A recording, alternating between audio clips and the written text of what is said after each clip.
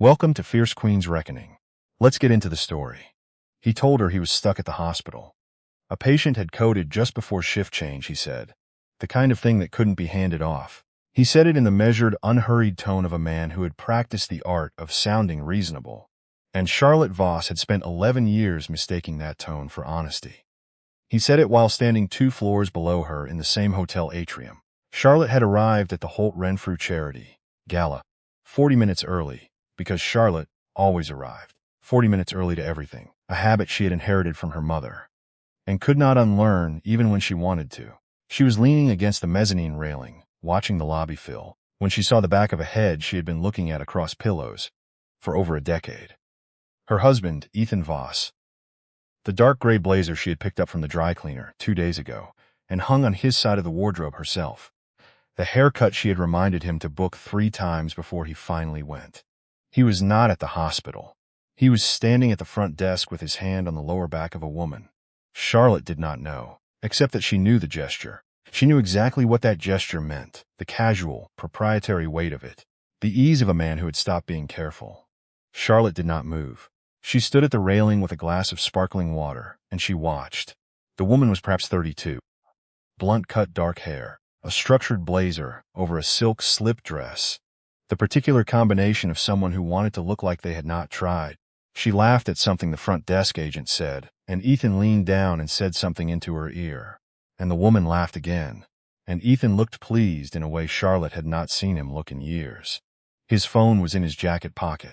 Charlotte knew this because she could see the rectangular outline from where she stood. Her own phone buzzed in her clutch. A text from him, running late. "Don't wait up tonight, the case is going to run long. Sorry, love." She read it once. She put the phone back in her clutch. She turned and walked into the gala. Part 1. The name nobody Googled. Charlotte Voss was born Charlotte Ashford, a fact that meant very little to most people, and meant a great deal to a very specific kind of person. Her grandfather, Reginald Ashford, had built a commercial real estate portfolio across Western Canada that his son, Charlotte's father, Peter, had methodically expanded into a private development company with interests from Vancouver to Halifax.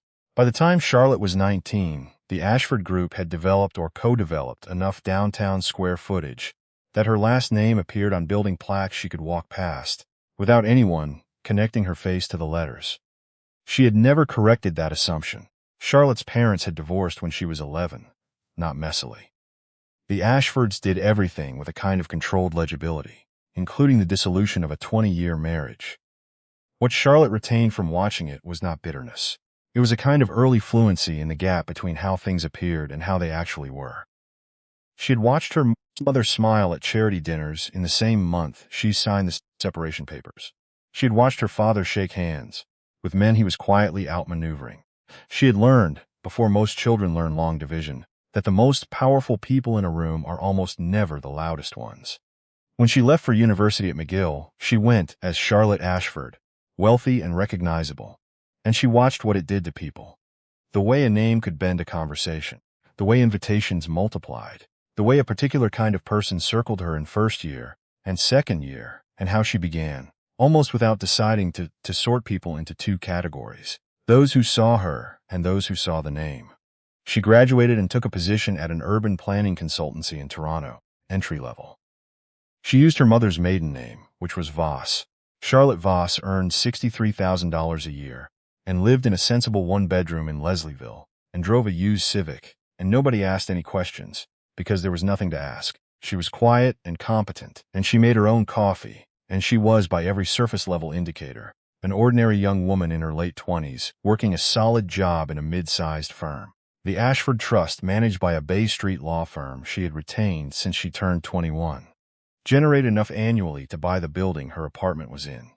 She reviewed the statements on Sunday mornings, quietly, with the same expression she wore when she read the news. She met Ethan Voss at a pub quiz in Kensington Market when she was 28.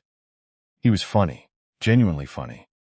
Not the performed wit of a man working a room, but the specific comedy of someone who had noticed something slightly absurd about a situation and could not resist pointing it out. He was an architect, mid-level at a firm downtown, passionate about what he described as making cities feel like places people actually wanted to be in. He asked her questions, and then listened to the answers without immediately redirecting the conversation toward himself. She had been testing people for 5 years. She was tired of the test. She let herself stop running it for one evening. By the second date, she had started running it again. But Ethan kept passing, not perfectly. He was occasionally self-important, occasionally careless with other people's time, occasionally dismissive in a way that surfaced only when he was stressed, and then disappeared again before she could examine it properly. But he was curious. He asked about her work. He asked about her family in a way that felt like genuine interest rather than reconnaissance. He had never Googled Charlotte Voss because there was nothing to find. They married when she was 30. She kept the name Voss. Her father gave her a quiet look at the ceremony that she chose not to interpret. Part 2. The Architecture of Absence. The first 5 years were a negotiation. Charlotte had not understood she was losing. Ethan was good at his job and consumed by it. She told herself this was a fair reason for the imbalance that accumulated around them, like sediment. The household tasks that accreted to her side of the ledger, the social obligations she managed, the birthday gifts sent to his family under both their names that she had chosen, wrapped and mailed. She told herself it was temporary. She told herself he would find a rhythm. She managed the finances for the household. She knew the mortgage details, the insurance renewals, the property tax schedule, the name of the building superintendent and the plumber, and the woman who cleaned for them twice a month. She booked the dental appointments. She remembered that his mother, Patricia, was allergic to shellfish, and that his younger brother, Scott, was vegan only on weekdays. She kept track of these things with the same natural ease she brought to everything operational, because Charlotte was constitutionally organized, and she had never examined what it cost her to be the only person in her household who was. What she did not do was touch the trust. The mortgage was paid from her consulting salary. The car payments, the groceries, the holidays, all of it came from what she earned at the firm, which she had by then risen to a senior associate position. The Ashford money sat in instruments she reviewed quarterly untouched, accumulating, a door she had chosen not to walk through because walking through it would change the test, and she still wanted the test to mean something. Their daughter, Maeve, no relation to any previous name, arrived in year 4. Their son, Theo, followed 18 months later. Charlotte took parental leave and returned to work, and discovered that Ethan had not, in her absence, learned the name of the daycare director, or the children's blood types, or which brand of formula Theo had been tolerating without complaint. She added these things to the mental ledger she was keeping, not as grievances, not yet, as data. Ethan's mother, a woman named Patricia Voss, who wore her opinions the way some people wore statement jewelry, visibly, consistently, and with the confidence that everyone in the room should be admiring them, visited 6 times a year. Charlotte prepared for each visit. The refrigerator was stocked with Patricia's preferred oat milk. The guest room had fresh flowers. Every meal was considered.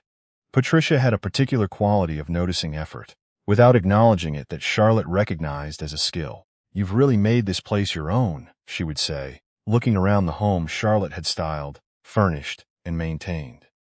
It was never quite a compliment. It was the sentence of a woman who believed her son had married slightly beneath him and was too well bred to say so directly. Ethan's brother Scott and his wife Deb reinforced this in smaller, less elegant ways. "Charlotte's so on top of everything," Deb would announce at family dinners, in the tone of a woman who was not quite able to decide if she was admiring or condescending. "I don't know how she does it all." Charlotte knew exactly how she did it. She did it the way all women who are told they are good at managing everything do it. Relentlessly, invisibly, and without being asked if they would like to stop. She raised it with Ethan once, directly, in the 4th year of their marriage, sitting at the kitchen table after Patricia had left, following a visit that Charlotte had organized entirely by herself, including picking Patricia up from Pearson and dropping her back. "I feel like I'm managing your family relationships on top of our household on top of my career," she said. "I need it to be more shared." Ethan looked at her with an expression she had filed away and returned to many times since.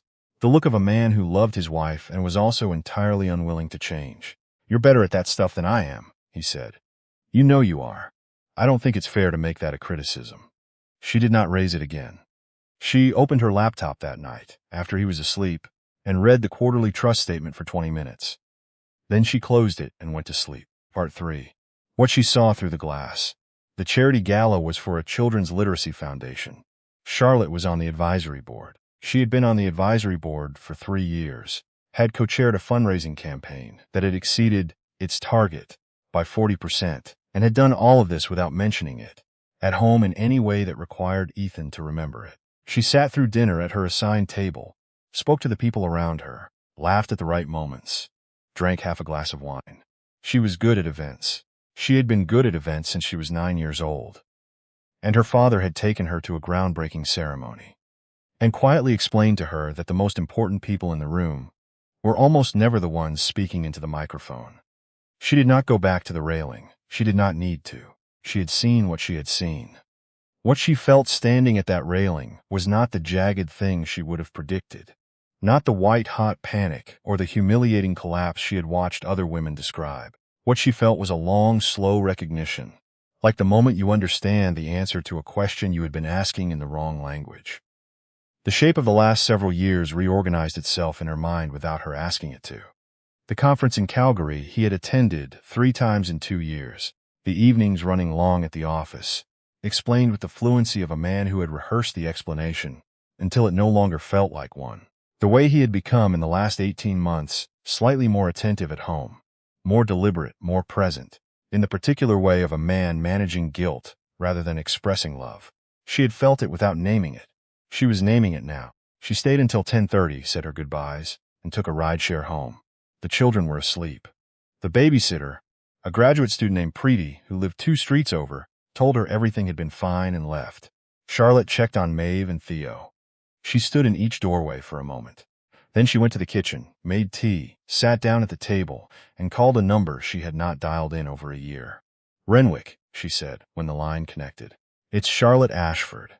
I need to activate the discretionary authority on the trust, and I need to meet with the advisory board by end of week." Douglas Renwick had been the senior partner at the law firm managing the Ashford Trust for 19 years. He did not ask why, he said. "Of course. Welcome back, Charlotte. I'll have Simone arrange the call." She hung up. She drank her tea. She did not cry. She was a woman who had been pretending to be smaller than she was for 11 years, and the pretending had not protected her. It had only made her easy to overlook. She was done being overlooked. Part 4. The folder on the table. Ethan returned from the hotel 2 nights later. He had spent the intervening time at what he described, in a brief text, as a work retreat. The text had the quality of a thing composed carefully, and then sent quickly before the composing could continue. Charlotte was at the kitchen table when he walked in. It was 9:15 in the evening. The children were in bed. There was a folder on the table, and a cup of tea she had barely touched. She had been sitting there for 40 minutes, not out of nervousness, but because she had wanted to be still. Because she had learned, watching her father and watching her mother and watching every negotiation she had ever been adjacent to, that stillness is not passivity. Stillness is position. "Hey," Ethan said. He set his bag down. He looked at the folder. "You're up late." "Sit down," Charlotte said. Something in her tone reached him. He sat. "How was the retreat?" "Good. Long. There were some interesting sessions on sustainable density, actually. I wanted to tell you about." "What is her name?" The kitchen went quiet. The refrigerator hummed. Upstairs, Theo murmured in his sleep and then was silent again. Ethan's hands were very still on the table. "Charlotte, I was at the Holt Renfrew Gala on Thursday," she said. "The Literacy Foundation. I'm on the board. You knew I was going. It's in the shared calendar." She paused. "The Meridian Hotel is across the atrium from the event space. I could see the check-in desk from the mezzanine railing." She watched his face move through several expressions in under 5 seconds. "I watched you check in with her," Charlotte said. "I watched you put your hand on her back. I watched you say something into her ear and make her laugh." She opened the folder. "And then I went home and I did what I do." Inside the folder were printed credit card statements. She had flagged 11 restaurant charges at establishments she had never been to, spread over 14 months. A hotel booking in Montreal on a weekend Ethan had told her was a site visit in Kingston. 3 charges from a boutique she did not recognize. 2 in October, 1 in February, the February one being 6 days before her birthday, on which she had received a card and a box of chocolates, and a promise of a dinner they had not yet managed to schedule. She laid each page on the table in front of him, one at a time, with the patience of a woman who had learned documentation from people who treated it as a form of architecture. "This has been happening for at least 14 months, she said. "Probably longer. You are not a meticulous person, Ethan. You have never needed to be because you have been living with someone who is meticulous enough for both of us." He did not speak immediately. He looked at the pages. He looked at her. "I can explain," he said, which was not explaining. "You don't need to," Charlotte said. "The record is clear. What I want from you right now in this kitchen is a single honest sentence. How long?" A pause long enough to have a shape. 2 years, he said, roughly. Charlotte set her hands flat on the table. She looked at him without the particular consideration she had been extending to him for 11 years, the small adjustments of her expression that had made space for him to feel confident and comfortable and seen, even when she was not entirely comfortable herself. She let him see her without that. "I want a divorce," she said. "My lawyer will contact yours by the end of the week. You can stay in the guest room until the process is underway, for the children's sake. After that, you'll need other arrangements, Charlotte. We have kids. We can fix this." "We have 2 kids," she said. "That's precisely why I'm having this conversation at the kitchen table instead of through a letter." She stood. She picked up the folder. She walked toward the hallway. "Charlotte, please. I will end it. I'll call her tonight." She stopped at the doorway. She did not turn all the way around. "Before you start calculating your next step," she said, "there's something you should know about me." She turned her head just enough. "I am not the woman you think I married." She went upstairs. She sat on the edge of the bed and breathed for 30 seconds with her eyes closed. And then she opened her laptop and sent 2 emails and a text. And the game began, and Ethan had no idea what the board looked like. Part 5. The name on the wall. Charlotte Ashford did what Ashfords do. She moved. The first move was quiet and surgical.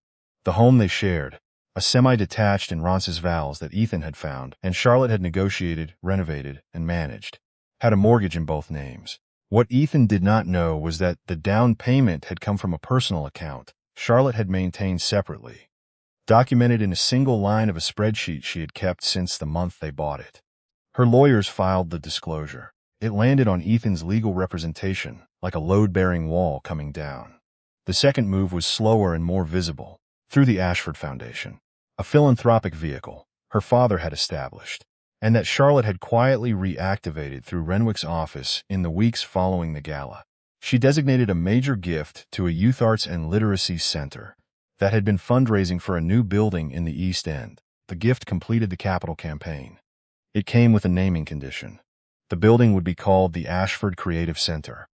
The center was located 2 blocks from the firm where Ethan worked. He walked past it every morning. Charlotte did not plan it that way. The location was coincidental, but she would be lying if she said she was displeased. The local arts community covered the announcement. A business publication ran a brief item about the Ashford Foundation's renewed activity and mentioned Charlotte by her full name. Charlotte Ashford Voss, granddaughter of Reginald Ashford, returning to philanthropic work after a decade in urban planning consulting. The piece included a photo. She was standing in front of the center's future site, wearing a winter coat she had owned for 3 years. Her posture easy, her expression calm, looking at the camera like a woman who was not surprised to be there. Ethan saw it. She knew he saw it because his lawyer called her lawyer within 48 hours asking questions about the scope of Charlotte's separate assets. He didn't know. Her lawyer, a dry and efficient woman named Claudette Brousseau, told her over the phone. "I mean that broadly." He genuinely didn't know. "No," Charlotte said. He never asked. The third move was the one she had not planned and did not need to choreograph, because it happened on its own with the particular logic of things that were always going to happen. Ethan's firm had been developing a proposal for a mid-rise residential project on a parcel in Leslieville. The parcel was a former commercial lot, vacant for several years, held by a numbered company that was, in turn, owned by a holding structure that connected, at its root, to the Ashford Group's Ontario portfolio. Charlotte had known about the parcel since she was 24. She had flagged it in a property review as a strong medium-term hold. Ethan's firm had been trying to open acquisition discussions with the numbered company for 8 months. They had sent 3 letters. They had made 2 phone calls that were not returned. The deal had stalled at the stage before it could even become a deal, unable to locate a responsive contact on the other side. The contact was Charlotte's legal team. She did not block the sale. She had no desire to. She simply had not yet decided whether or when to respond, because she had been busy with a divorce and 2 children, and the reactivation of a foundation, and the particular administrative weight of dismantling 11 years of shared life. The parcel sat. Ethan's firm waited. Their timeline for the proposal slid and then collapsed. She never told him. She did not need to. Part 6. The Reckoning. Without Charlotte, the household revealed itself. The internet service was in her name. It lapsed. Ethan called the provider and discovered there were two accounts, one under Charlotte Voss and one under Charlotte Ashford, the latter being an older account he had not known existed. He spent an afternoon trying to understand this. The afternoon produced no useful answers. The furnace filter had not been changed since before Christmas. The property manager of the building that handled their back lane parking left 2 voicemails that Ethan did not return because he did not know the parking account number. Maeve's pediatrician's office called twice about a routine appointment that had been pre-booked and needed to be confirmed. Ethan did not know the booking reference. He called Charlotte. She answered each question once, clearly, and without warmth or coldness, the tone of a person reading instructions aloud. Then she stopped answering and directed him to her lawyer for further administrative questions. Patricia arrived to help. She lasted 3 weeks. In those 3 weeks, Patricia discovered the full extent of what Charlotte had been doing. The systems, the schedules, the relationships she had maintained on behalf of a family that had extended her the status of tolerated addition rather than full member. The birthday cards to Scott and Deb's children. The Christmas hampers sent to Ethan's aunts in Edmonton. The allergy information on file at the school. Patricia called Scott on a Thursday evening from the guest room. She was running everything, Patricia said. I mean everything, Scott. I didn't understand the scope of it. Mum, she was always a bit of a control freak. No. Patricia's voice was quieter than usual. No, she wasn't. She was the only person in this family paying attention, and we called it controlling because it was easier than being grateful. It was the most honest thing Patricia Voss had said in 11 years. She said it into a phone in a guest room to her younger son, and it changed nothing, and it came too late, and Charlotte was not there to hear it.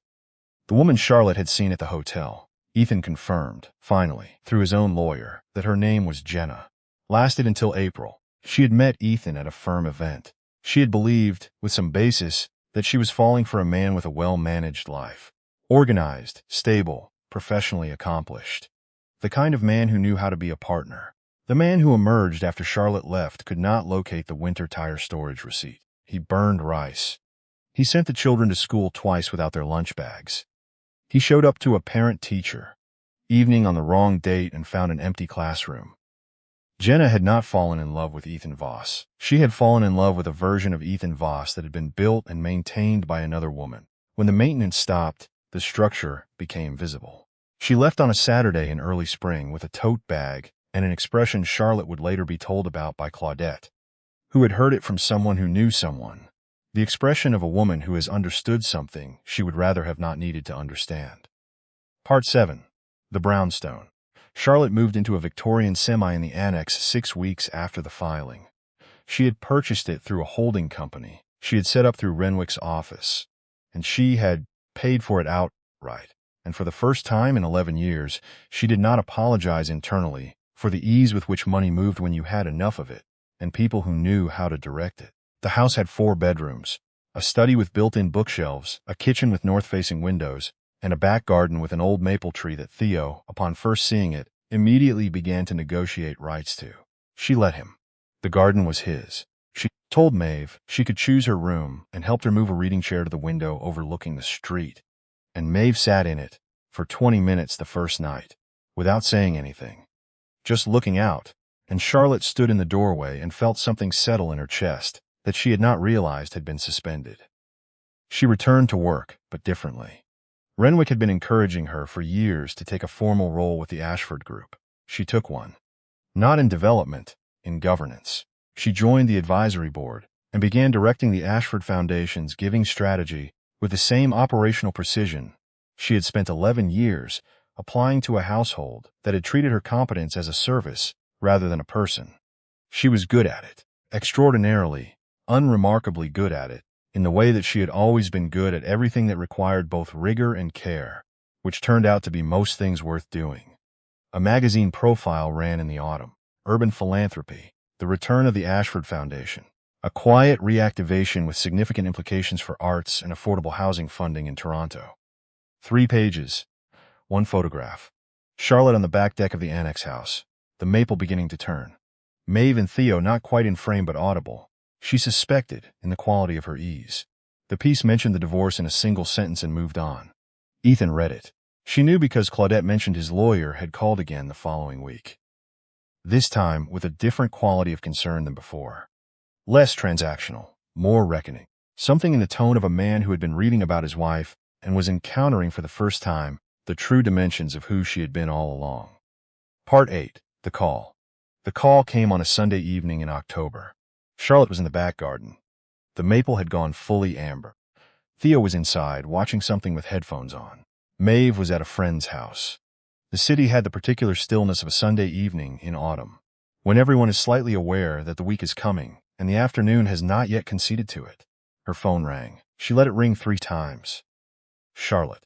Ethan's voice had a texture she had not heard before. The architecture of confidence that he had worn for their entire marriage was gone. What was underneath was smaller and more honest, and she would have found it easier to feel something about it if she had not spent the last year learning what it felt like to stop managing other people's emotional comfort. Ethan, I need to talk to you.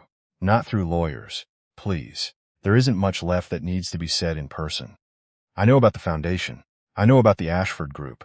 I saw the profile. A pause. I didn't know, Charlotte. I want you to know that I genuinely didn't know. Charlotte looked at the maple. A leaf came down in a slow sideways drift. You didn't know, she said, because you never asked. I have a last name you knew before we married. You could have Googled it at any point in 11 years.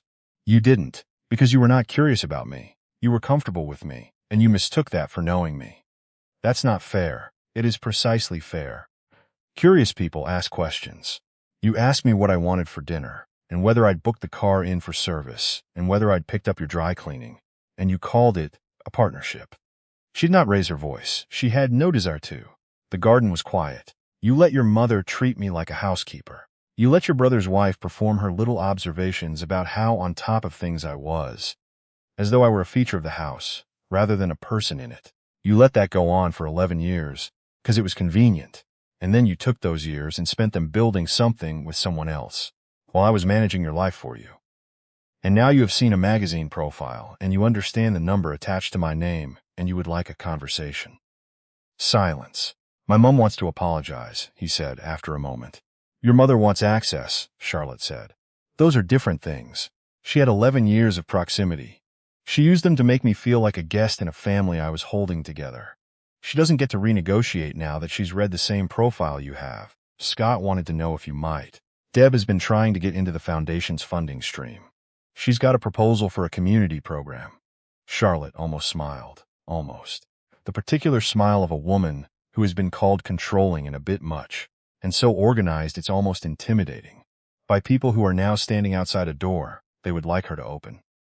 The foundation's contact information is on our website, she said. Deb is welcome to submit through the standard process, same as everyone else. Charlotte, I'm losing the Leslieville deal. My partners are walking. We've been trying to reach the numbered company that holds the Salter Street parcel for almost a year, and nobody will return our calls. And the timeline is gone and I don't. He stopped. She heard him breathing. Do you know anything about that holding company? Renwick's firm is the registered agent. Is that yours? Charlotte set down her tea. She let the silence sit for 5 full seconds. She wanted him to be inside it. That parcel has been in my family's portfolio since 2011, she said. You have been trying to buy a piece of land from your own wife. For 8 months. You sent 3 letters, Ethan. You sent 3 letters to a property I have known about since I was 24. And it never once occurred to you that the woman you were married to for 11 years might have some connection to the land you were trying to build on. It never occurred to you because you never thought to wonder who I actually was. She heard him inhale. I'm not going to sell it to you personally, she said. I'm not going to block your firm from bidding either. If your group can restructure and meet the terms, you're welcome to participate in the process. But you will go through the same channels as anyone else, and you will receive no favors, and you will not call me about it. Charlotte, you told me, more than once, that I was too much, too organized, too particular, too in my head about things. Your mother said I was difficult to get close to. Your brother's wife said I was intimidating. Her voice was level, unhurried, the voice of a woman who no longer needed to soften the edges of what she was about to say. None of you ever considered the alternative explanation. that I was not too much, that I was exactly enough, and you had all simply decided it was more comfortable not to rise to it. She could hear the city behind him, wherever he was. Traffic, a streetcar maybe. I chose to live below my name because I wanted to be known for myself, she said. I was not. I was convenient, efficient, good at running things. I was the infrastructure of a life that nobody thought to examine because it worked so smoothly they forgot it had been built at all. And then I stopped building it, and you discovered that you did not know how to build anything. She let that settle. I hope you figure it out, Ethan. I mean that. For Maeve and Theo's sake, I genuinely hope you do. But I am not going to be the one who teaches you how. She ended the call. She set the phone on the arm of the garden chair. She looked at the maple. The amber was very bright in the last of the October light, the kind of color that only exists for a few days before it becomes something else. And Charlotte sat with it and breathed the cold, clean air of a backyard that belonged to her, under a tree that her son had claimed, in a house that she had purchased outright, in a city her family had been building in before she was born. Part 9. What she kept. On a Wednesday evening in November, Charlotte sat at the desk in her study after the children were in bed. The bookshelves held the things she had moved from the house in Roncesvalles, the books she had read twice, the photograph from her parents' first trip to Scotland, a small clay bowl Maeve had made in art class 3 years ago, and given her with the gravity of a child presenting something significant. She opened a folder on her laptop. She had created it the morning after the gala. Not photographs, documents, the credit card statements, the hotel booking, the receipts, the entire careful record she had assembled in the weeks following. The way she assembled everything, with the patience of a person who had understood early that the world rewards those who can produce evidence over those who can only describe what they saw. She looked at the folder for a long time. The divorce had been finalized in September. Custody was shared, primary residence with Charlotte. The Roncesvalles house was sold. The Salter Street parcel had gone through a formal process and been acquired by a different development group entirely. The foundation's first full funding cycle under her direction had exceeded its grant targets by 31%. Claudette had sent a very dry, very brief email that said only, "Well done. Talk next week." Charlotte selected the folder. She deleted it. The laptop asked her to confirm. She confirmed. The screen returned to her desktop. The photo she used as a wallpaper, which was not a professional image or an inspirational landscape, but a picture Theo had taken of Charlotte and Maeve at the kitchen table on a Tuesday morning in September, both of them laughing at something that was no longer recoverable. The light coming in from the north-facing window at the angle it came in every morning in that house, which was her house, which was theirs. She closed the laptop. She went to the kitchen and made tea, and stood at the window that looked out over the garden, where the maple had lost most of its leaves now, and was standing with the particular quiet dignity of a tree that has done what it came to do and is not troubled by what comes next. She thought about the hotel atrium, not about Ethan, not about Jenna with her blunt-cut hair and her structured blazer. She thought about the moment at the mezzanine railing, when she had understood what she was looking at, and instead of falling apart, instead of pressing her hands to her mouth and dissolving into the plush-carpeted corridor of a charity event, she had stood very still and let the knowledge move through her like water finding its level. She had called Renwick. She had gone back into the gala and finished her wine, and spoken to the executive director about the second phase of the reading initiative. She had taken a rideshare home and checked on her children, and sat at the kitchen table and begun the quiet, methodical, irreversible process of returning to herself. She had not done it out of anger. She had not done it as punishment. She had done it because standing at that railing, watching the life she had constructed laid out beneath her, she had understood something she had been circling for years without quite arriving at. She had hidden her name because she wanted to be loved for herself. She had been loved instead for her usefulness, and those two things are not even close to the same. The tea was ready. She poured it. She carried it back to the garden door and stood looking out at the dark yard and the bare maple and the cold November sky above the roof lines of the annex, a neighborhood she had walked through as a student 20 years ago, and looked up at the windows of the houses and imagined what it would feel like to be settled, to be rooted, to be somewhere that was unambiguously yours. She was here now. Maeve was asleep upstairs in the room with the window seat. Theo had claimed the garden and the tree and the specific patch of lawn between the back fence and the shed as his sovereign territory. The house held them without effort, the way good houses do. Charlotte Ashford drank her tea in her kitchen, in her city, under her own name. She had stopped pretending to be a smaller version of herself and discovered what she had suspected for years, that the smaller version had never protected her from anything. It had only made her easier to take for granted. She was not easy to take for granted anymore. She was not invisible. She was not anyone's infrastructure. She was at last simply and entirely herself, which turned out to be more than enough, and then considerably more than that. If this story stayed with you, please subscribe and turn on notifications.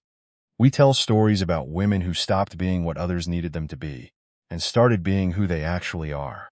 There's another one coming, and it's worth waiting for.